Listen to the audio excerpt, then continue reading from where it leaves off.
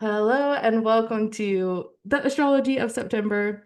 I have put this together for us tonight, or if you're watching the replay, for you here now, to kind of guide us in attuning to what this month has to offer us. There is a lot going on. It would be one thing if it was like just eclipse season, but there are so many massive changes afoot. And I feel like people are always saying this because it's kind of like always true, but somehow the astrology is really just intensifying. I've been working on the 2026 cosmic calendar with my mentor, Virginia Rosenberg, and the astrology of Aquarius season next year is literally so crazy. It's like all I've been able to think about for the last 2 weeks. So it's impressive that I've done this about September because I've been living farther into the future. So let's get started. If you want to grab a notebook, if you don't have one already, kind of what I'm going to be walking us through is what is going on, when it's happening, and then what I feel like the overall blueprint of that frequency is, what it's going to bring into the collective. So no matter where this is landing in your chart, there is an understanding of what the frequency is and where, to a degree, where it's going on. And if you need help understanding what house it's happening in, or you want more details on one of them, there's going to be time at the end of the call, if you're here live, to kind of tap in on a more individual level. But as always, we could also book a one-on-one session and really dig in. So we're starting here tonight. September 1st is when we're gathering. Saturn retrograde entered Pisces this morning. Since May, we've had a taste of Saturn in Aries. And for everyone, Saturn in Aries, the cusp of Pisces and Aries is such a awakening threshold because it's the point of like life, death, rebirth. It's that first breath of life, that 0 degrees Aries. And we've moved, Saturn has just moved from that 0 degrees Aries to Pisces 29. And Saturn will be in Pisces until February of next year. And then Saturn won't be in Pisces again for like 2 decades and some change, almost 3 decades. And so this is really our final masterclass in bringing structure to the waters. Saturn is the planet of structure, boundary, um, rule, maturity, accountability, um, boundary. Did I already say that one? So in Pisces, this dreamy, magical, wizened sage of the zodiac out, the ocean itself, the wisdom that the ocean contains. Saturn in this sign is really helping us bring idea into form and dream into reality. And I feel like over the last, 2 years, almost going on 3 years. Saturn first entered Pisces in March 2023. And we've seen like the light of this transit and the shadow of this transit play out on the global stage.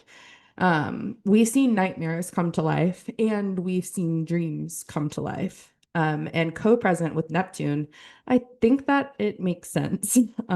Neptune, the planet of dreams, has also been kind of hand-holding Saturn in this journey from first Pisces to Aries and then Aries back to Pisces, and then they'll do it again, Pisces to Aries kind of together. And together, they're really bringing this dreamscape to life in a major way. So I think the opportunity here is to work ritually with Saturn as a deity. What are you offering? Either on an altar, in your mind, through meditation, through writing, through making art. What are you offering to Saturn in exchange for holding the structure of your dreams in reality? Are you lighting incense every day? Are you Is there a crystal on your altar that is for Saturn? Um, do you have just a moment in the morning when you wake up? Especially if you have Saturn in Pisces natally or Saturn in Virgo, um, Saturn in Gemini, Saturn in Sagittarius, especially working with this frequency over these next few months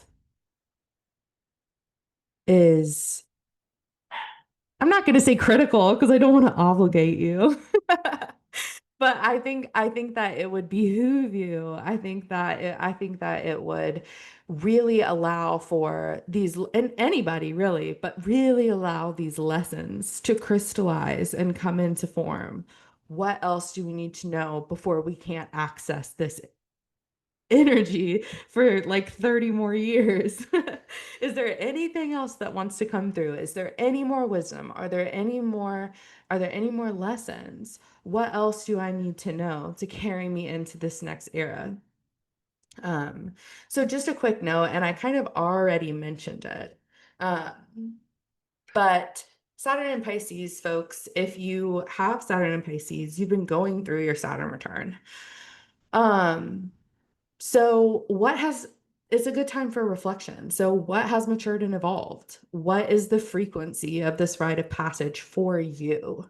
How have you grown in responsibility and accountability? And really let the lessons wash over you.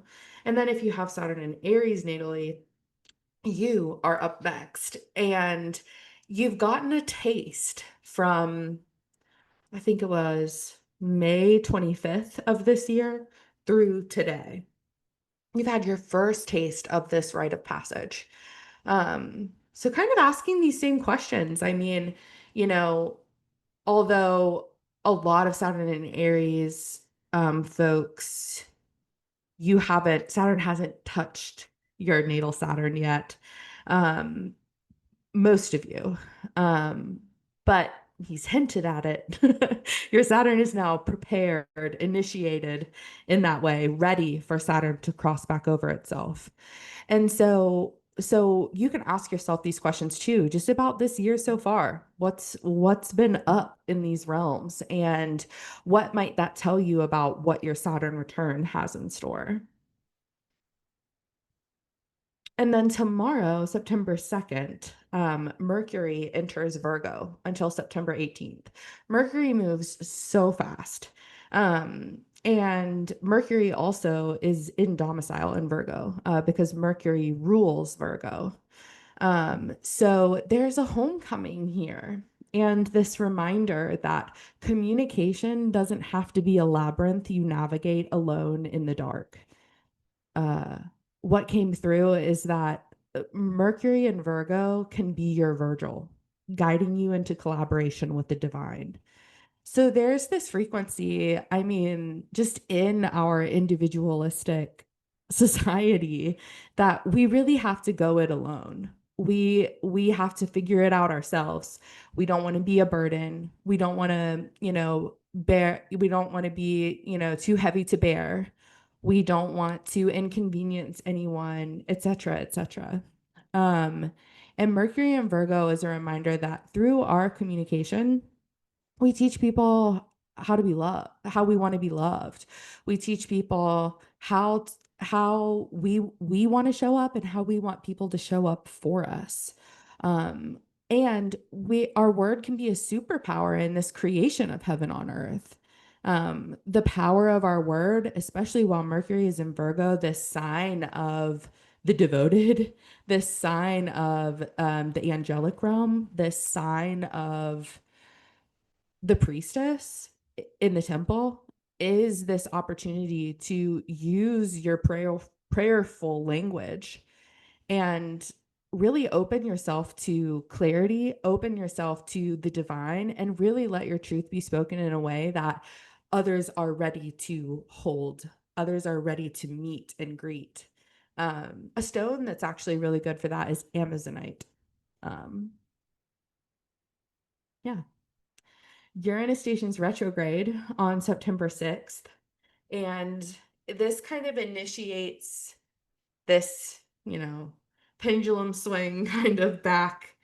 Uranus has been in Gemini since July 7th. And on November 7th, Uranus is going to re enter Taurus.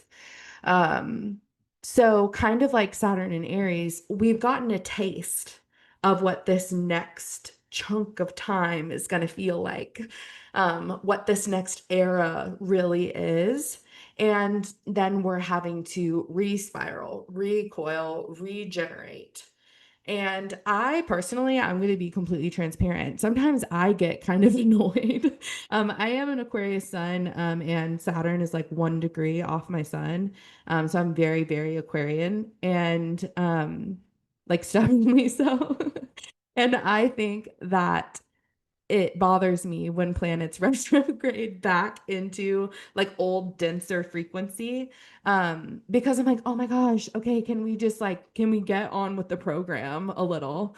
And I think that I think I see it, I hear it from a lot of my clients too, that that's a shared experience. And I feel like it's really a lesson in allowing yourself to not see it like a backslide, but rather like an arrow knocked for sure flight. So when we are considering, everything that we want to accomplish in this next era, and we attune to the frequency and we get into it, we took the Uranus and Gemini masterclass. We're visioning what Saturn and Aries is like in ceremony, and we're embracing this time to like circle back up, figure it out, make a sure map, and then reapproach. And rather than seeing this as like, what this calls to mind is I was so annoyed when Pluto kept like edging Capricorn and Aquarius. Like when Pluto was moving into Aquarius, it was like every time it came back into Capricorn, I was like, oh my God, can this just be done like on a genuine level? Um, and I feel like Uranus could feel like that because Uranus and Pluto, I'm not going to say they have the same frequency, but they're best friends in my head canon. Like they are two peas. And this is, I feel like it could be big. I feel like we could be experiencing patterns that we thought that we were done with, but maybe they're just evolved. Maybe they're from like a higher perspective. Maybe like they're the next level of that same trip up, same tripwire. um we could feel like, yeah, just circumstances from the past resurfacing that we thought were completely resolved. um yeah, and I think that the medicine that came through here is just really being with the earth, especially because Uranus is going to be retrograding back into Taurus.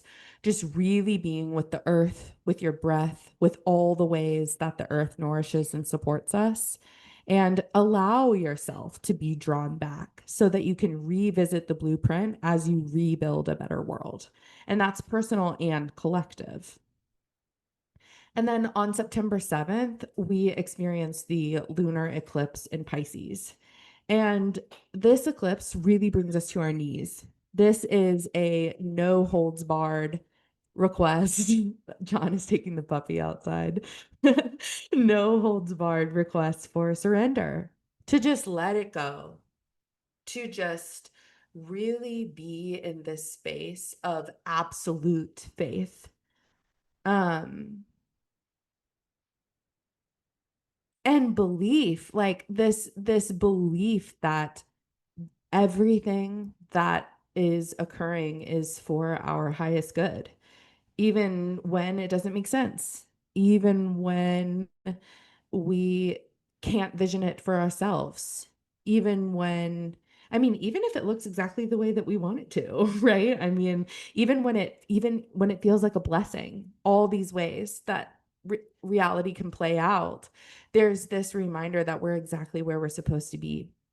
And there's also this promise of a holy moment to come. Should you have to surrender something you don't want to surrender, you don't want to let go of, you don't want to move on from, there is this promise of reciprocity, of reciprocal exchange, of of a blessing coming your way. Everything in harmony and balance. And so I think the opportunity here is to be with the magic that is alive rather than inflicting your will. Um, Offer up devoted prayer. Um, you know, with eclipses, you hear mixed things online about manifesting under eclipses. And my personal stance is I think that there's a lot of alignment work and ritual work and devotional work that can be done on eclipses. But I think that when we try to really inflict our own exact perspective on what should happen, um, there's there's often a weird, unanticipated cost. Um, we learn lesson maybe later on that the eclipse would have just had us learn had we not manifested that one specific thing. And so I think the opportunity here is to really be in the presence of what is alive, what is transpiring, what is for you, and being in that surrendered faithful state of, and I used to have, I mean, a Virgo rising, having trouble with surrender, go figure. I used to have such resistance to surrender. I remember the first time it was suggested to me by someone who was not religious that I needed to surrender. I was working at I was managing a metaphysical shop downtown, and the owner said something about surrender to me, and I launched into like thesis level research on whether or not I actually had to surrender spiritually, because I was like because I was like, if my highest self, I was like, this is pre Saturn return Auburn, keep this in mind. I was like, well, if I completely surrender control, what if things go wrong? If I completely surrender control, how is anything going to get done? If I completely surrender control, how are my dreams going to come true? And what I came to realize is that when you completely surrender control, there is what you're not surrendering control over, like whether or not your life is going to be good and beautiful. You get to have your heaven on earth. But when you're surrendering to the frequency of love, which is what's being asked, there's this opportunity for your life to get even better than you could have ever imagined. So holding on to that control is actually probably placing a ceiling on what's possible for you. And I really feel like that's what these eclipses are about. Even when it doesn't make sense, even when it's uncomfortable, no one is immune to an eclipse. um, and at the same time, they have this really, I feel it's very much an angelic embrace. Should we put ourselves in a prayerful position? I feel there's this opportunity for extreme blessing, borderline miracle, right? And so yeah, that's the lunar eclipse in Pisces. Mercury, Cazimi, and Virgo. Mercury Cazimi happens semi-frequently. How many times a year? I don't know off the top of my head. Mercury Cazimi happens when the sun and Mercury are exactly conjunct in the sky, at the exact same degree. So this peak date is when they're at the exact same degree, September 13th. In orb, we'll see this building and decrescendoing from September 5th through September 18th. So as Mercury moves faster than the sun. So as Mercury approaches the sun, it's crescendoing. It peaks on the 13th where they exactly meet. And then Mercury passes the sun and the transit kind of, peters out. Kazemi is in the heart of the sun. In all signs, this is a time for profound insight, divine download, channel communications, and thought becoming form, but especially in Mercury ruled Virgo, right? And we already talked about like the overall frequency of this transit. Um, so this is always what Mercury Cazimi brings forward, but it's like the volume is turned up. It's like actually our reception is increased. It's like having like an even more powerful, antenna um with Mercury in Virgo. We're picking up wavelengths, frequencies that like maybe we haven't heard in a while, if at all. Um so the opportunity here, visioning, journaling, attuning to the cosmos, becoming the oracle. And what do you know now on the other side of this eclipse? Consider like, so we have the eclipse on the 7th, right? Yeah, September 7th in the afternoon in Eastern time. On the 13th, we'll be kind of in between the two eclipses.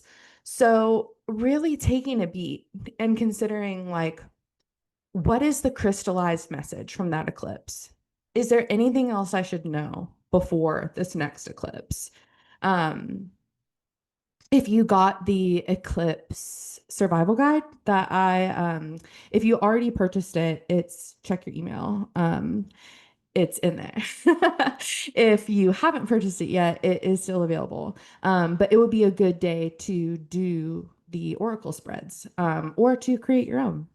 Um, to really open that channel and be in that energy, but especially answering those questions. And then soon after the Kazemi, Mercury enters Libra. It'll be in Libra from September 18th through October 6th. And in its light, Mercury in Libra is diplomatic, eloquent, and harmonic. And in its shadow, we have to be wary of conflict avoidance, indecisiveness, or fawning. Mercury in Libra, I mean, Libra is the sign of balance and harmony and justice. But Libra also wants to leave a good impression and wants to save face and wants things to feel peaceful. And sometimes that comes by way of conflict avoidance. And sometimes conflict avoidance actually winds up causing more conflict than just confronting in the first place, right? So just being wary of that with Mercury and Libra, but also seeing the way that this activation from the eclipse, and this is like great. We have so many Virgos on this call tonight. There's so much like Virgo emphasis in our opening uh chat that I don't want it to like just be for Virgos what I'm about to say, but this transition is like coming from centering your Virgo placements to coming into the second house where we're bringing our values into the material world. And so this is about really for everybody, but especially people with prominent Virgo placements off the back of this eclipse season or off the back of this first eclipse in a primary axis for you, really bringing that information into the tangible world, into your value field. For everyone, Mercury in Libra is a time to really give voice to what you learned in a diplomatic way, um, in a way that people are ready to hear. And so similarly, I feel like Amazonite is really great. Blue lace agate is coming through. I feel like there's a real opportunity with Mercury and Libra to approach circumstances where maybe you've needed to erect a boundary. You learned from the eclipse and through the Kazemi that this just has to be addressed. Leaning into the light of Mercury in Libra, this diplomacy, this eloquency, this harmony, rather than, stepping back, stepping into avoidance, biting your tongue, ultimately venomizing yourself. Um, So the opportunity here, creative problem solving, holding space for nuance and perspective, and seeking justice. And I think there's an invitation here to steep in loving communications. Um, Talk more about what you love with the people who love you. Um, and yeah, it's almost like Mercury in Libra is this guide ready to, whether or not Mercury is your chart ruler, Mercury in Libra is a time to like let Mercury in Libra be a guide in approaching the conversations that you now know you must have off the back of the eclipse, off the back of the Kazemi. And then the next day, Venus enters Virgo, which creates mutual reception with Mercury. So, what this means is Mercury is in Libra, and Libra is ruled by Venus in Virgo, which is ruled by Mercury in Libra, which is ruled by Venus in Virgo, on and on and on in this infinity spiral. So, right now, Mercury rules Venus, and Venus rules Mercury. And so there's this presence of um, interlocking, loving communication here, right? I called it an infinity portal of divine communication and right relationship. Really coming in to unwind perfectionism and embrace truth. Venus is in its fall in Virgo, technically.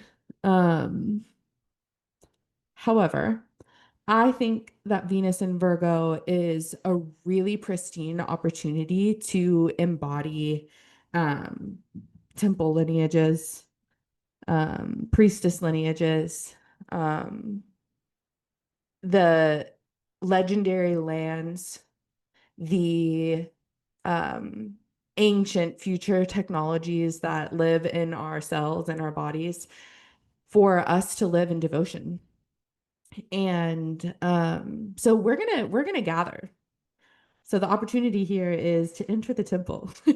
Come and let drop in with us. Venus spends about a month in each sign. So I actually really love tracking with Venus transits because we get some time to spend with her in each of the zodiac signs. And so and each one is like such a unique and beautiful facet of her. Like, no matter what the essential dignity says, it is so profound to track with Venus in that way. And so I think, well, you should come. We'll do some Venusian ritual, we'll do some meditation, we'll talk about what it means for each sign, and yeah, connect in general. And then the other opportunity here, other than coming to hang out with us, is embodying Virgo as the angelic priestess. Coming into this, I mean, sometimes it gets lost. When people think Pisces, they think about, you know, the divine. They think about spirituality, but sometimes with Virgo, it gets very like the archetype is like analytical. The archetype is like, um, I don't know, like professional or like commercialized in some way. And I think that sometimes what gets lost is that Virgo is the devotee. Virgo is the initiate in the temple, ensuring that our prayers are heard on high. And so, with Venus in this sign, there's an opportunity to devote yourself to the things that you love, to the things that you want to hold boundary around, to the things that are sacred to you, to the things that you're willing to protect, to the things that you're to the people, to the circumstances, to the frequencies that you're willing to serve. Um, yeah, coming out. We're gathering Friday, September 19th, the day that Venus enters Virgo. We'll gather 7 p.m. Eastern. And as always, it's free. And then we find ourselves at a solar eclipse in Virgo, which is actually ruled by Mercury in Libra, which is ruled by Venus in Virgo. So Venus and Mercury rule this eclipse. And honestly, thank God for that. September 21st, afternoon Eastern time. We have a solar eclipse in Virgo. I think it's a partial. But honestly, I think that depends on your time zone and like where you are in the world. So I'm, in Asheville, North Carolina, so we won't see a total solar eclipse. The frequency here is to get honest about what structures in our lives are truly working with us and working with our vision for heaven on earth. Um, some of the things that are alive in our lives are really inhibiting our expansion into the frequency of heaven on earth. There are some things that you have to do every single day that just aren't it. And I think when we can be honest about that being the truth, we can more readily find a solution. And that Mercury Venus infinity portal is shedding light on how we can what can we do about that? What is the God honest truth about what we can do about that? Um and I think, I'm glad I wrote it that way because it's not just about what's not working. It's also about what's working really, really well and what we need to do to kind of reinvest as much of ourselves as we can in those structures that are working really, really well. So what's really resonant in your life? Like your dream life right now, what current structures are still a part of that? And building those up and noticing that what's absent, noticing what's no longer a part of your reality, and how can we take steps? I mean, it's incredible to be able to take leaps in life, and there's also times, especially like living in the times that we are living in, it's perfectly okay if you want to take baby steps sometimes. What's the first baby step, though? And maybe take it at this eclipse threshold. um, and yeah, the frequency is also this idea that revolutionary insights create a map. And if we don't brush away our intuition, we don't turn the volume down on insights as they happen, what they do is create this map that we can begin to follow. Um, so taking note of what arises, calibrating your inner compass, and trusting the insights that pour in. Um, I went to school for journalism, and uh, my news writing professor always said, if your mother tells you she loves you, check it out. And the idea was that if we hear something from a source, we have to look into it, right? We can't just assume because this one source said it that it is true. We have to go find it somewhere else to support that idea. And so when insight lands, look around, like do some digging. Um, but trust it as a trusted source. If your trusted source tells you something, you should probably look into it. Like if you don't want to read groundbreaking news material in the year of our Lord and Savior 2025 and just trust that that's real in this era of media, that's not going to happen. So similarly, sometimes anxiety can arise. We can have this thought cross our mind. Check it out. It does this have gravity? Does this seem true? When we hold it on our tongue, when we hold it in our heart, does that insight feel true? We should trust our intuition, our insight, as if it is a trusted source, but knowing that it is not the only source. And I feel like that is a really great way to kind of meter and temper anxiety versus intuition as well. Um, but yeah, generally speaking, trusting the insights that pour in. Sun in Libra. On the day that the sun enters Libra, this is the autumnal equinox in the northern hemisphere. In the southern hemisphere, it is the vernal equinox, the first day of spring. which is wild to think about. I can't wait to go to the Southern Hemisphere someday and experience it. But here in the Northern Hemisphere and where, my lineage of, Wheel of the Year wisdom comes from, um, the autumn equinox, um, some call Mabon, some call ingathering, some just call it the equinox, um, is a time where day and night are held in perfect harmony.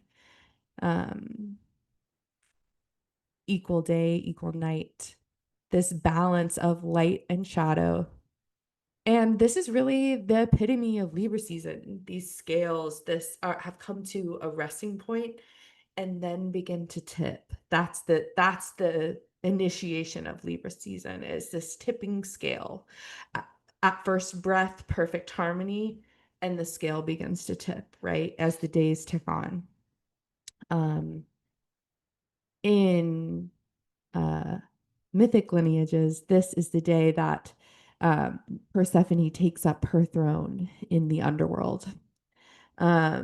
So, in my relationship to the myth of Persephone, I relate to Persephone as a woman of power, as a woman of agency, as the goddess of spring and the queen of the underworld. Um, and in this time, Persephone is moving out of her upper world experience of being this goddess of spring and coming down into the underworld, into the inner worlds, into the inner self.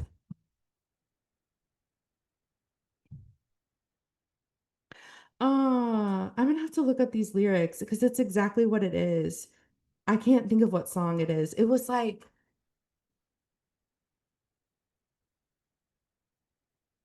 something about just basically something how like light can't be everything that we have because without the darkness we wouldn't be able to see. That's the lyric, but it's more poetic than what I just said. And that's exactly what this whole mythic voyage is. Without this descent into the inner worlds, we can't we couldn't even grasp the texture of consciousness. Um, this is a time to enter the depths and create a palace there. No one no one said that the dark always had to be scary. No one said that the depths always have to have creatures hiding there. I mean, that's part of what shadow work is exploring and proving that the shadow lands are actually safe. That even in the very, very core shadowy depths of ourselves, there's actually love there, even if it's love that must be healed. Um, I was just starting to read The Law of Divine Compensation yesterday, and she talks about how I guess it's in a course, it's from A Course in Miracles. It's like a concept brought forward there.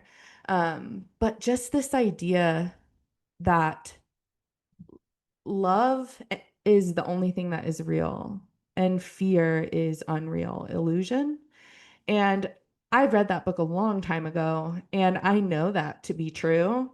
But that's what shadow work is supposed to remind us of. And so as we enter this time, um, off the back of this eclipse, there's an opportunity to really come into a presence of knowing that even in the deepest, deepest, deepest, deepest depths of the shadow, there is love there too.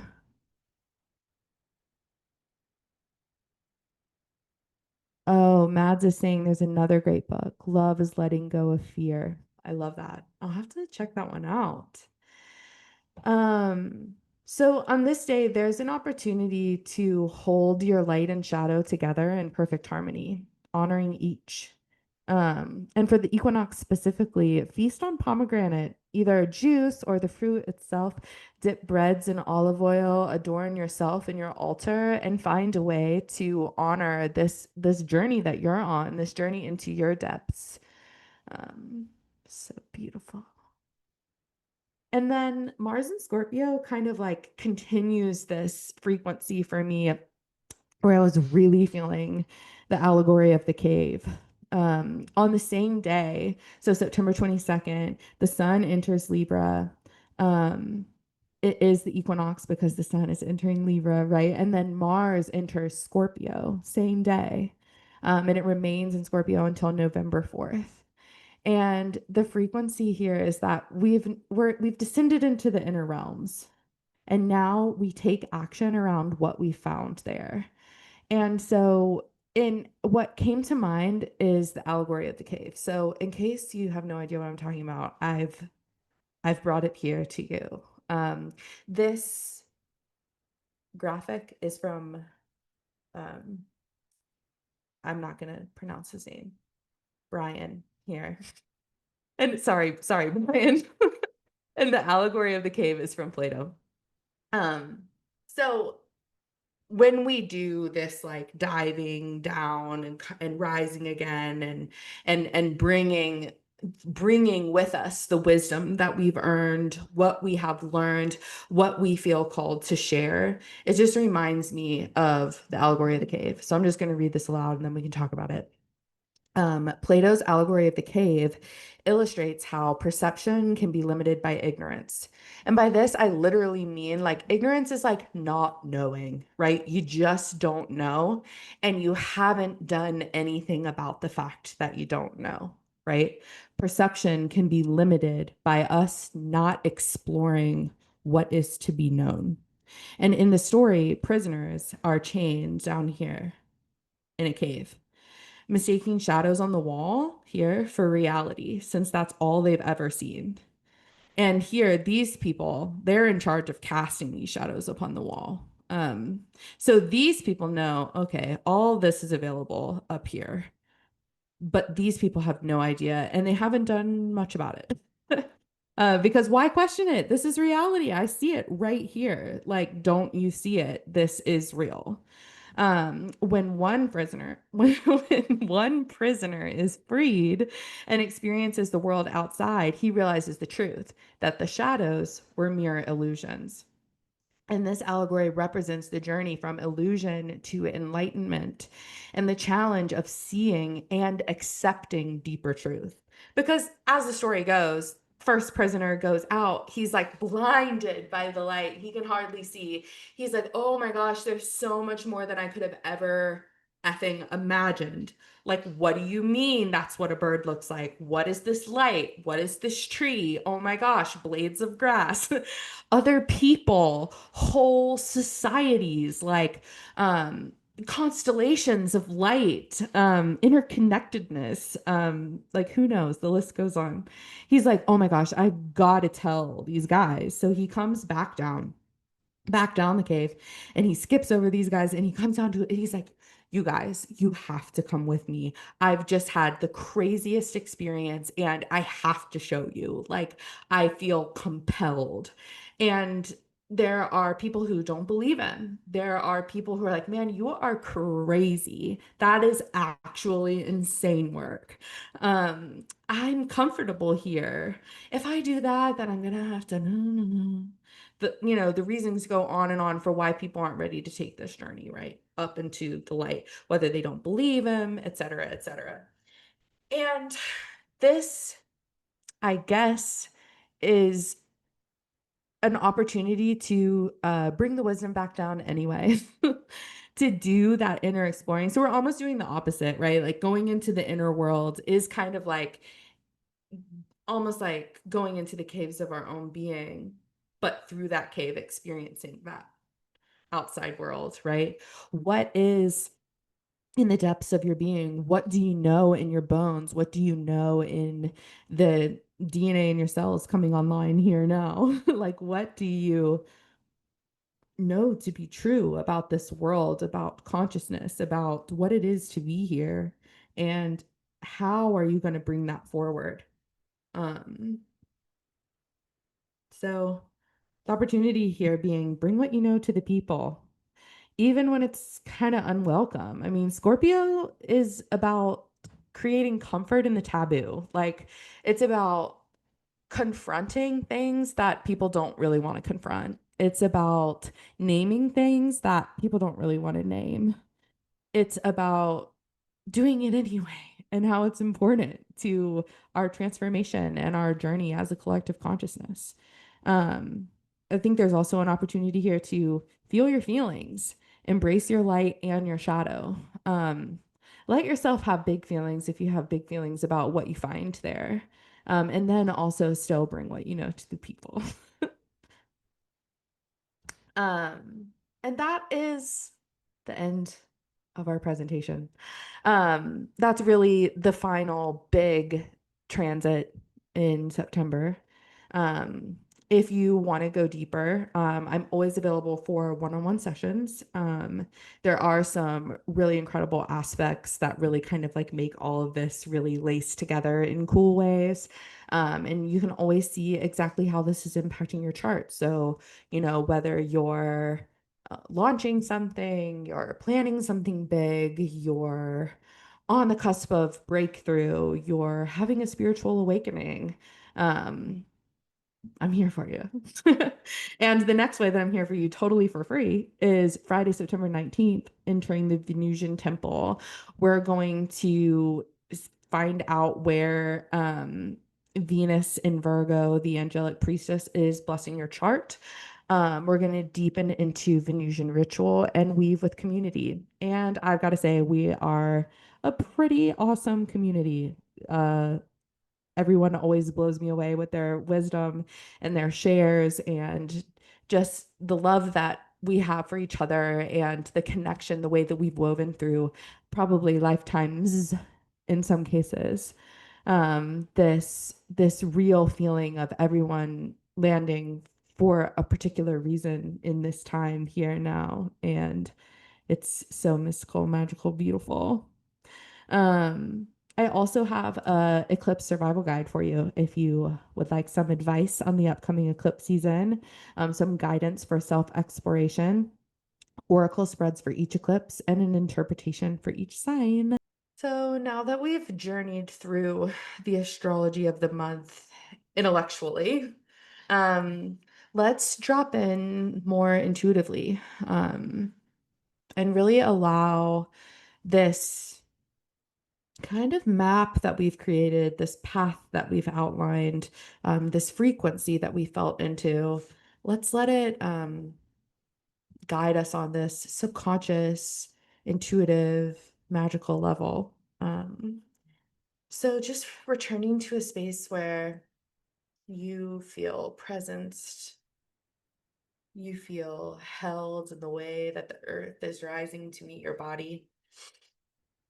Maybe closing down the eyes and drawing the shoulders away from the ears if that feels good, or just taking a soft gaze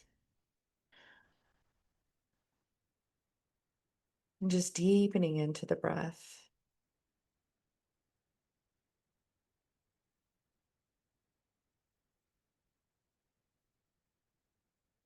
Bringing your attention to the very base of your spine,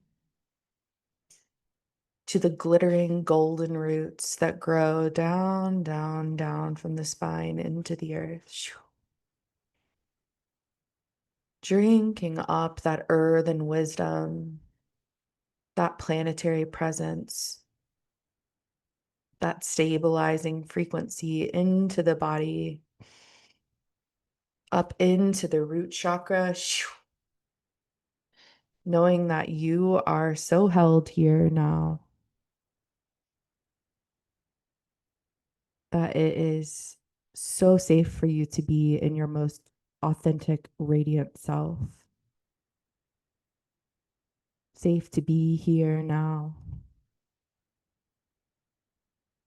Breathing that frequency up into the sacral chakra, just below the belly button, the energetic womb of all beings. Landing here that you are a creative powerhouse, that you hold the ability to generate heaven on earth here now, that you have the creative potential to bring idea into form, to create seemingly something out of nothing.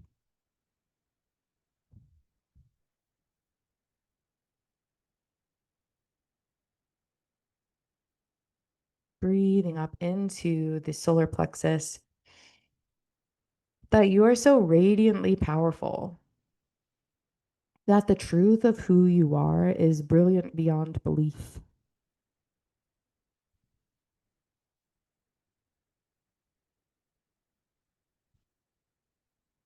and that you are empowered to create the life that is for you, to create this heaven on earth, to lean into these divinely seated desires in accordance with the highest good.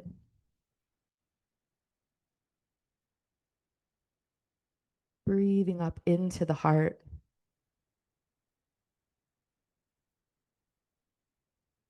that love is all around us, vibrating through all space, all time.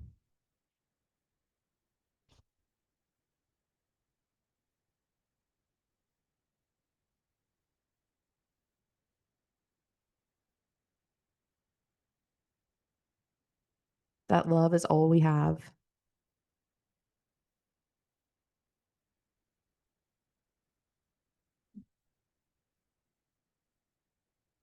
That love is an answered prayer. And feel that love fill your field, pumping through the heart into every cell in your body, carried on the breath through the electromagnetic field of the heart.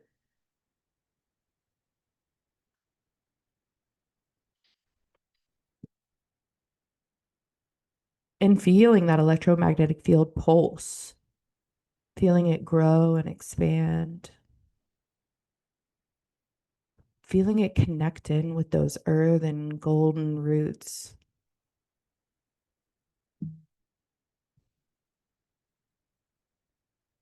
Breathing into the throat chakra, that your truth matters,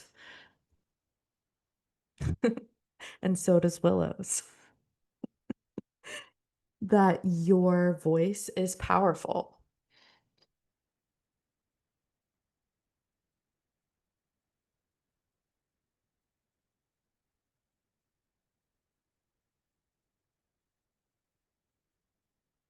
that your voice is alchemy. Your voice is bringing idea into form through the structure of sound,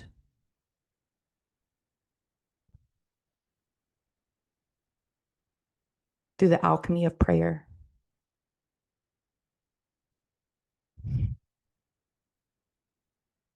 Breathing into the third eye, that your vision is divinely aligned, that your sight is clear, that your insight is profound,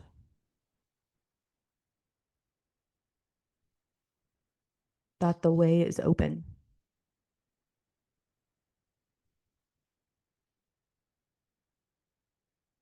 Breathing into the crown and feeling this ancient soft spot reopen to the cosmos in this way,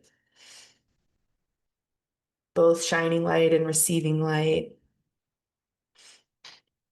And feeling the way from this crown, silver strands, silver threads, silver antenna reach out into the space above your head, unfolding like a thousand-petaled lotus. These threads rise with each inhale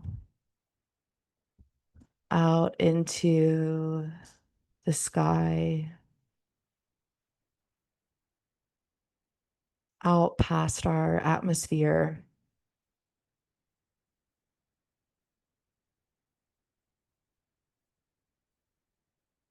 into the divine realms.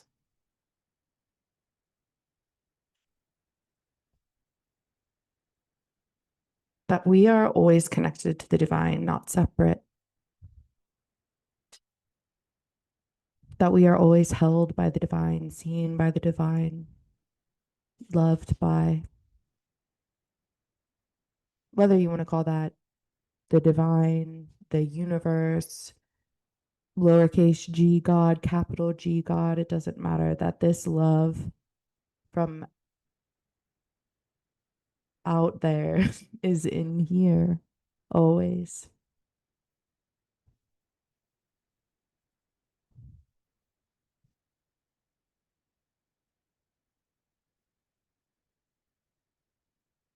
And taking a few breaths here to see what's coming through, see what's dropping in, what insight is waiting for you here.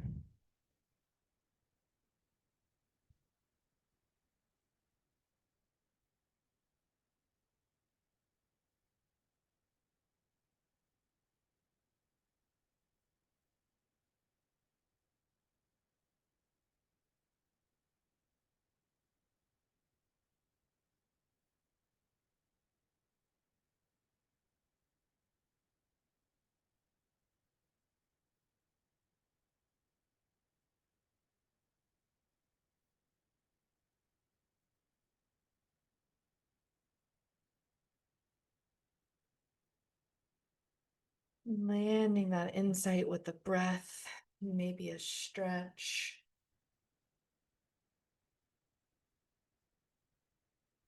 Maybe dropping chin to chest.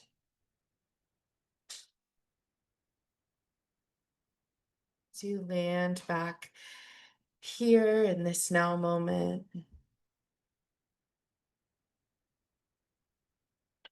Represencing yourself at the very base of your spine. Maybe even bringing your fingertips there, if that feels good.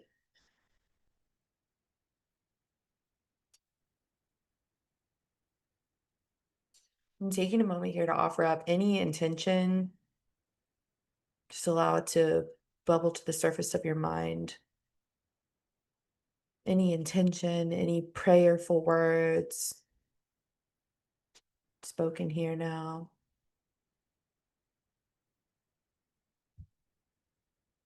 Landing them through the breath.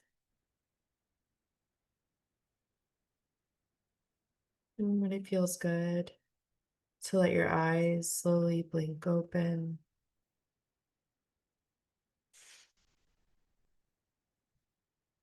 Feeling free to take some time to reorient, drink some water, journal about what came through.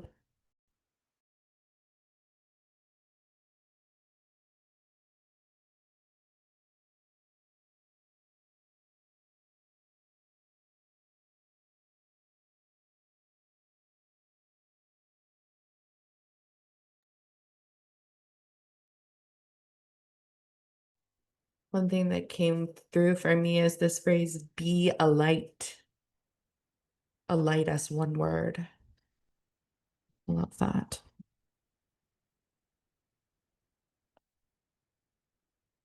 Tonight has been so beautiful. Thank you so much to everyone who joined us here live, who is watching the replay now, who is going to join us on our next gathering and the one after that and the one after that.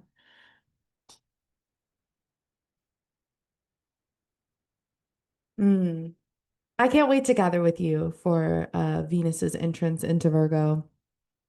I think it's going to be a beautiful time. And in the meantime, if I can support you through the final eclipses of the year, you can always reach out via email, hello@auburnlily.com, or if you have my signal, you can reach me there. And I love you all so much. Thank you for being here. Thank you for showing up for yourself in this way, for our community in this way, for the collective consciousness in this way. I mean, I think that, not to overstate ourselves here, but I think the people who are committed to doing this work are a saving grace in this time. And it's so beautiful to be connected with people who are doing the devoted work. And I'm humbled and honored to know each of you. And I can't wait for all the ways that we'll continue to connect and continue to share our stories together and weave our wisdom together. And yeah, I can't wait until next time.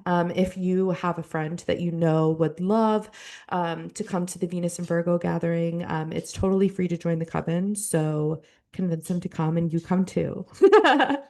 And I'll talk to you guys soon. Everyone, have a good night.